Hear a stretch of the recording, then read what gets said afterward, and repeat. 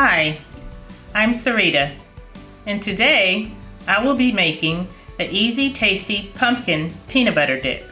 You will need 3/4 cup of canned pumpkin puree, 3/4 cup of peanut butter, 1 to 2 tablespoons of brown sugar, 1 teaspoon of vanilla.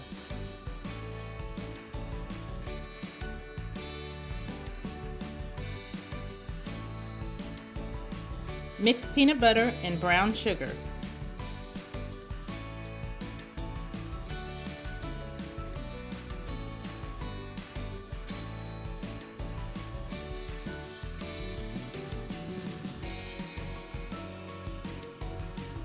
Add vanilla and stir.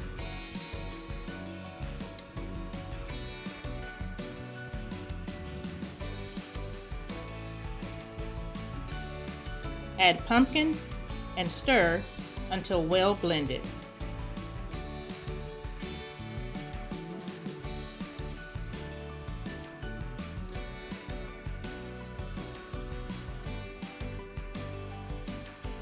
Refrigerate or serve immediately with graham crackers, apple slices, or celery sticks. And here is your pumpkin peanut butter dip.